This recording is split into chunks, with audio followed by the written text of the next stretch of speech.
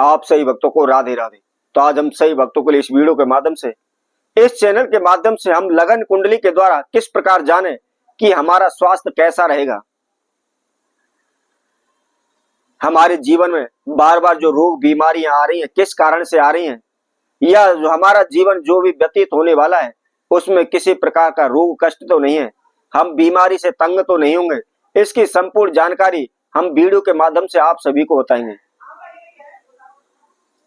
यदि आप चाहते हैं कि आपका जीवन कैसा रहने वाला है, शारीरिक कष्ट आपके जीवन में कितनी आने वाली है, तो इसकी जानकारी आप चाहते हैं तो इस वीडियो को संपूर्ण सुने, आखिर तक आप हमारे साथ जुड़े रहें।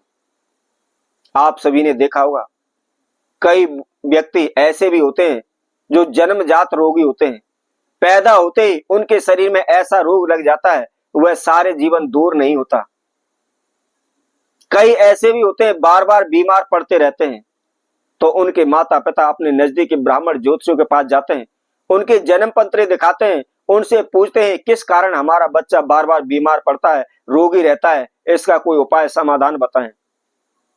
उनको भी हम दिखाते हैं, उनके द्वारा बताए गए हम फिर पूजा पाठ करवाते हैं, ग्रह नक्षत्रों से संबंधित दान करवाते हैं।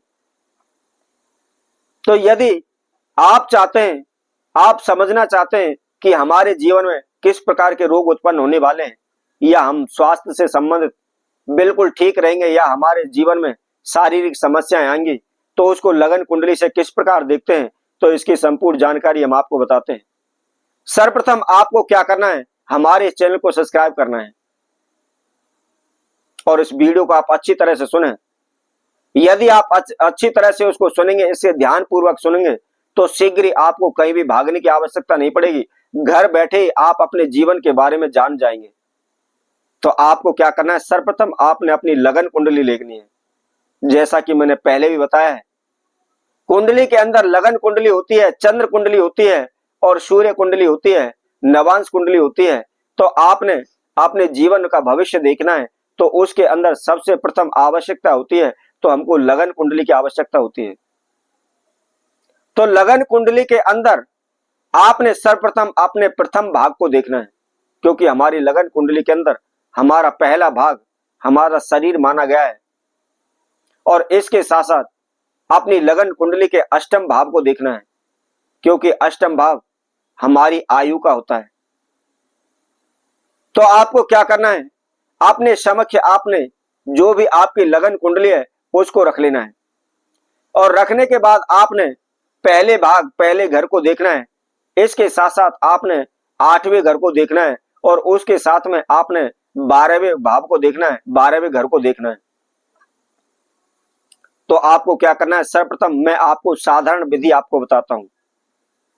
यदि हमारे चंद्र ग्रह किसी पाप ग्रह से ग्रस्त है, अर्थात यानी हमारी लगन कुंडली है और हमारी लगन के अंदर चंद्र बैठा हुआ है, उसके साथ केतु बैठा हुआ है, राहु बैठा हुआ है, शनि बैठा हुआ है, तो इस स्थिति में हम निश्चित ही शारीरिक रोग से बीमार होंगे, ग्रस्त रहेंगे।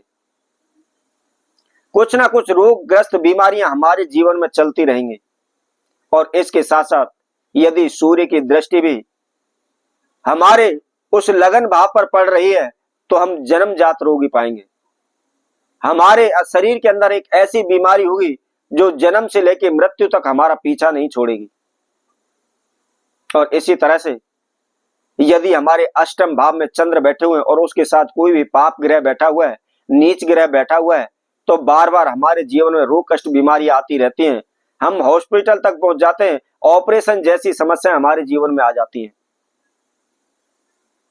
यदि इसी तरह हमारा कुंडली का जो 12वां भाव होता है, जो 12वां घर होता है, यदि उसके अंदर नीच ग्रह बैठा हुआ है और चंद्र उसके साथ बैठा हुआ है, या चंद्र ग्रह बैठा हुआ है उसके ऊपर किसी पाप ग्रह की दृष्टि है, तो ऐसा व्यक्ति हमेशा नशेड़ी पाता है, नशे करने वाला पाता है, और नशे के कारण वह बार बार बीमार पड़ता है। उसके लीवर में परेशानियां आ जाती हैं, उसकी किडनियों में परेशानियां आ जाती हैं। तो यदि आप अपनी लगन कुंडली को देख रहे हैं, और लगन कुंडली के अंदर सबसे पहले जैसा कि हमने आपको बताया है, चंद्र ग्रह को आपने देखना है कि हमारा चंद्र ग्रह स्वतंत्र है या किसी पाप ग्रह की दृष्टि उसके ऊपर पड़ रही है। इसके साथ साथ यदि चंद्रमा हमारे छठे घर में बैठा हुआ है या अष्टम घर में बैठा हुआ है या द्वादश घर में बैठा हुआ है और उसके साथ साथ शनि हो या राहु हो या केतु हो, वह उसके साथ में बैठे हुए हैं या उनकी संपूर्ण दृष्टि पड़ रही है, तो निश्चित ही आप शारीरिक कष्ट से, बीमार से आप ग्रस्त रहेंगे। बार बार परेशानियां आपके जीवन में आती रहेंगी। और इसी से साथ साथ यदि हमारी लगन का स्वामी भी किसी पाप ग्रह से ग्रस्त है, किसी पाप ग्रह की दृष्टि उसके ऊपर पड़ रही है, तो भी हमारे जीवन में अनेकों प्रकार की बीमारियां उत्पन्न हो जाती हैं। तो हम आगे आने वाली कुंडली में आपको इन ग्रहों से निबोड़ या इसके साथ साथ इन रोगों से हमको किस प्रकार बचना है, कौन सा उपाय करना है, क्या विधि करनी है, इसकी संपूर्ण जानकारी आपको बताएंगे।